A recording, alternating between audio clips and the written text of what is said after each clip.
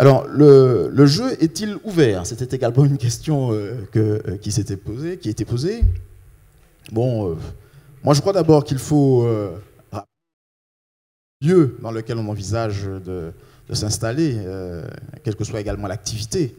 Il serait illusoire de croire que une fois que vous avez fini vos études, on vous attend avec un tapis rouge déroulé, les pom-pom girls. Enfin bon, je crois que il faut, si jamais c'était le cas, sortir de cette perspective et bien comprendre que il faut impérativement entrer, bon, je reprends l'expression du jeu, entrer dans le jeu avec des convictions, plus que des certitudes, mais beaucoup de convictions, et également, et je crois que c'est Magali qui l'a dit tout à l'heure, beaucoup d'humilité, parce que chaque contexte requiert nécessairement, je veux dire, qu'on s'y adapte. Hein. Donc moi, ça me paraît un élément important qu'il fallait rappeler. Donc oui, je crois que le jeu reste ouvert, à condition de s'en donner les moyens. Hein. Donc je pense qu'il faut également, suivant les situations, je crois qu'en fonction des formations que l'on a, du projet que l'on a, du contexte dans lequel on a envie de s'installer, même si le jeu reste ouvert, de toute façon, il faut toujours faire preuve d'un certain nombre de qualités personnelles. Je pense que c'est Stéphane qui disait tout à l'heure que ce qu'il recherche au-delà du diplôme, c'est une personnalité. Bon, je crois que ça, c'est un élément important qu'il faut retenir.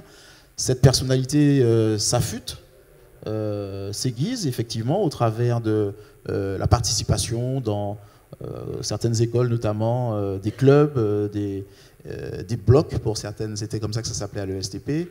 Et je crois qu'il faut vraiment pas négliger cette implication quand on est étudiant, parce que c'est une manière d'apprendre aussi la société.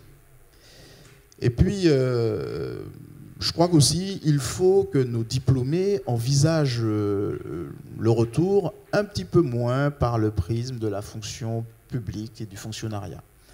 Ça, je pense que c'est un fait un peu historique. Nos parents ont très longtemps considéré, la population plus généralement antillaise a très longtemps considéré que lorsque l'on avait des diplômes, la voie royale, si on n'était pas avocat ou médecin, donc c'était de travailler dans la fonction publique parce que elle offrait quelques perspectives, une espèce de, je dirais, d'assurance d'un statut social.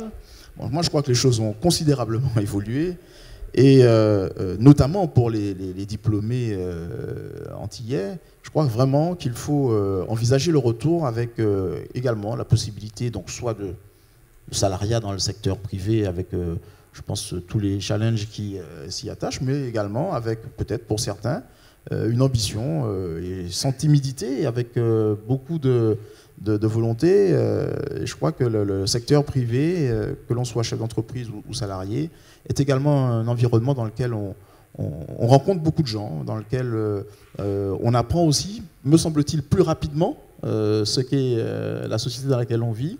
On se frotte à des publics très différents, et je crois qu'il faut redorer, si je puis dire, un peu l'image de l'entreprise de manière à ce qu'elle soit un peu plus attractive pour nos jeunes étudiants qui envisagent de rentrer sur la Martinique. Les enjeux du retour au pays, bon, alors là c'est très personnel. Hein, moi, mon cas était simplement d'abord, je l'avoue, une espèce d'ambition personnelle attachée à mon histoire. Je suis fils unique, donc attaché dans une famille très, très restreinte, donc attaché à retourner accompagner mes parents dans leur chemin de vie. Donc ça c'est, et puis tout simplement en tant qu'enfant du pays, aussi une volonté de participer au développement de ce pays, alors très modestement, hein, chacun à sa mesure, en l'occurrence moi à la mienne, avec ce projet donc, que je nourrissais depuis très longtemps déjà, de créer une entreprise.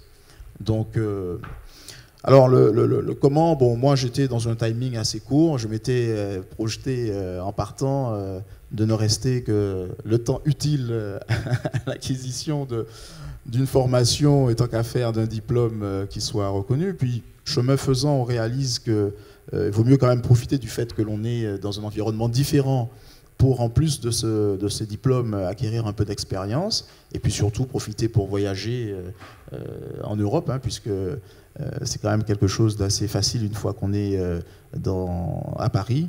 Et ce serait dommage de s'en priver. Je crois que c'est l'occasion de rencontrer des gens très différents, de mesurer que finalement, la Martinique n'est pas le centre du monde.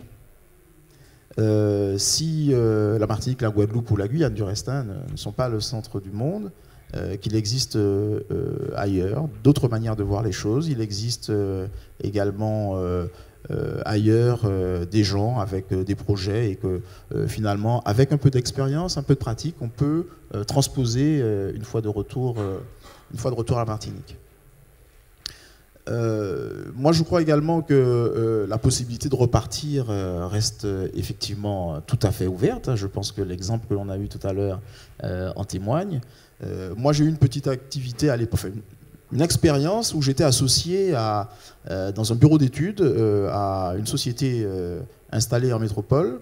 Donc j'étais le gérant de cette société et donc j'avais régulièrement des allers-retours à faire en réunion de groupe pour présenter les résultats de notre activité. Contrairement aux idées reçues, notre centre de profit était celui qui dégageait le plus de marge. Donc j'avais développé cette activité en Martinique, en Guadeloupe. Et à chaque fois que j'arrivais à Paris en réunion de groupe, j'étais un peu ulcéré, je l'avoue, par l'attitude d'un certain nombre de collaborateurs métropolitains qui voyaient arriver l'oiseau des îles, etc. Et je me faisais évidemment le devoir de leur rappeler que notre activité s'inscrivait dans la même logique que celle qui se développait sur le territoire national, avec, en plus, le succès au rendez-vous, puisque nous étions, comme je vous le disais, en termes de rentabilité, les structures les mieux positionnées. Donc je crois qu'on peut effectivement, de la Martinique, avoir des activités sur la métropole. J'ai eu des collaborateurs martiniquais qui ont eu l'occasion de partir travailler donc, par le biais de cette association dans cette société nationale, qui l'ont fait avec beaucoup de bonheur. J'ai même un collaborateur qui s'est installé en métropole et qui aujourd'hui s'y épanouit avec un succès certain. Je crois qu'effectivement, il faut le souligner. Je pense que ce qui fait son succès, c'est que quand il était en Martinique, il avait à s'occuper en tant qu'ingénieur, certes, de projets, mais il avait un regard assez large, un spectre assez large, une fiche de poste plus large que celle qu'il doit aujourd'hui remplir, parce qu'il avait à suivre des chantiers, à monter des projets, à valider un certain nombre de... Enfin, il était vraiment très très impliqué, je dirais, dans l'ensemble de la problématique, depuis les appels d'offres jusqu'à la réalisation des chantiers, ce que ne font pas forcément dans les mêmes conditions les ingénieurs aujourd'hui qui sont ses collaborateurs. Donc, en l'occurrence, ça a été pour lui un booster de carrière. Enfin, sans être plus long, parce que le temps presse peut-être, oui. Quelles sont les clés de la réussite? Bon, je pense qu'il n'y a pas de recette miracle, mais peut-être, je pense qu'il faut d'abord une bonne motivation. Moi, je crois que c'est une bonne dose de motivation, c'est le premier point. Je pense également qu'il faut une quantité non négligeable en formation et en expérience.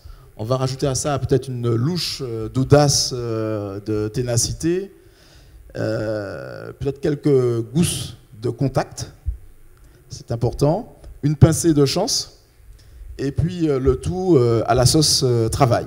Voilà. J'en ai fini, je vous remercie de m'avoir écouté. Merci. Merci à vous, Jean-Marc Campagny.